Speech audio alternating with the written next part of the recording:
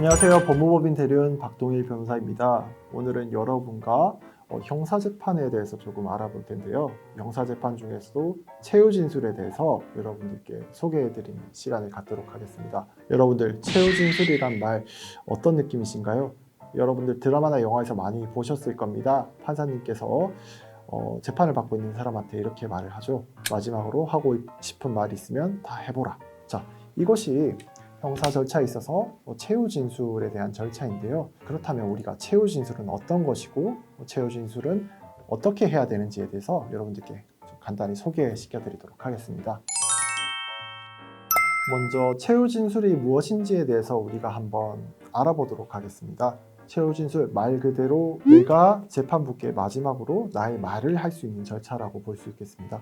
변호사가 하는 마지막 변론, 최후 변론과는 달리 재판을 받고 있는 당사자인 피고인이 마지막으로 재판부에 하는 말이기 때문에 최후 진술이라고 표현을 하고 재판부께 나의 반성의 취지라던가 이런 걸 전달할 수 있는 기회라고 보시면 되겠습니다. 그렇다면 최후 진술이 왜 중요한지에 대해서도 한번 짚어가도록 하겠습니다. 최후 진술은 앞서 말씀드렸다시피 그 정의와 마찬가지로 마지막으로 내가 재판부께 나의 의사를 전달드릴 수 있는 절차라고 볼 수 있습니다. 따라서 나의 육성으로, 나의 구두로 재판부께 이 사건에 대해서 나에 대한 어떤 감정과 지금의 어떤 반성과 후회 정도를 재판부께 고하는 절차이기 때문에 재판부와의 마지막 소통 기회라는 측면에서 중요하고요.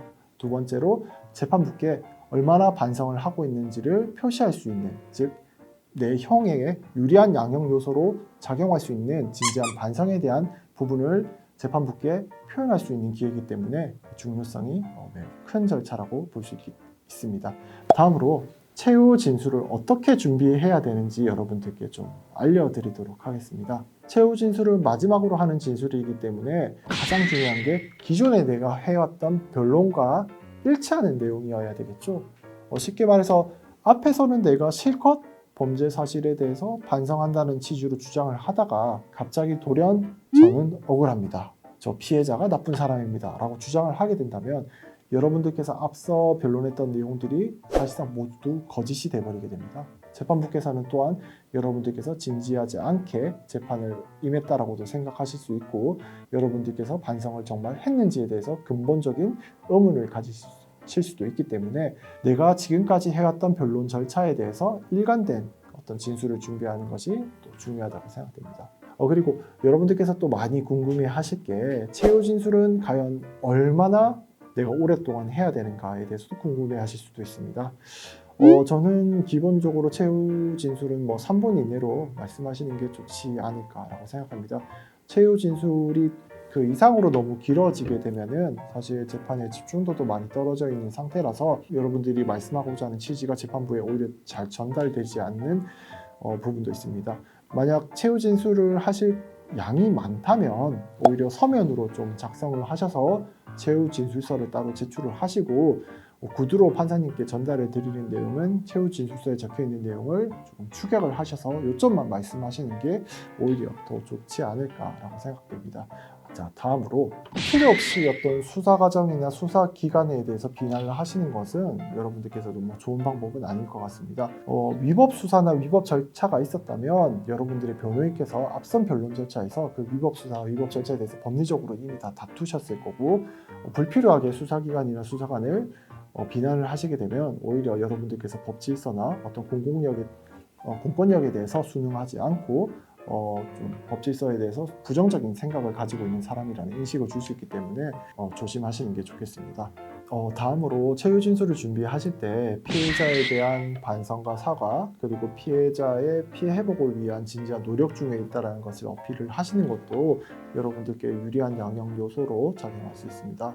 사실 이제 최후 진술에는 아마 제가 말씀드린 사과와 재발 방지 그리고 피해 회복을 위한 노력이 진지한 일단 의미가 들어 있어야 되겠지만 이 의미를 바탕으로 여러분들의 진솔한 이야기를 재판부께 전달드린다면 재판부께서도 여러분들이 진정으로 반성을 하고 있고 피해자의 피해 회복을 위해서 노력을 하고 있다는 것을 충분히 이해해 주실 거라고 믿습니다.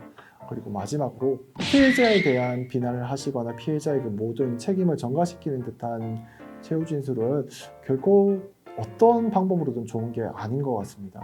피해자에 대해서 쓸데없이 이제 비난을 하시거나 피해자의 기책을 묻게 된다면 재판부는 여러분들께서 진정으로 반성하지 않다라고 생각을 하실 거고, 나아가서는 여러분들에게 재범 우려가 있다라고까지 생각하실 수 있기 때문에 불필요한 피해자에 대한 비난은 삼가하시는 것이 좋겠습니다. 이렇게 최후 진술에 대해서 오늘 좀 말씀드리는 시간을 가졌는데요. 아마 단독으로 재판받고 계신 분들께서 제일 많이 고민하시는 게 최후 진술일 것입니다. 아마 아무래도 최후 진술이라는 것이 당사자 본인이 직접 재판부께 본인에 대한 변론을 할 수 있는 마지막 기회이기 때문에 많은 궁금증이 있을 거라 생각되는데, 제가 지금 말씀드렸던 내용들이 여러분들께 재판을 하시는 데 있어 도움이 되었다면 오늘 영상에 대해서 구독과 좋아요 눌러주시기 바라겠고요.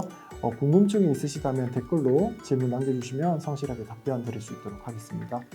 지금까지 최후 진술에 대해서 말씀드렸습니다. 법무법인 대륜 박동희 변호사였습니다. 감사합니다.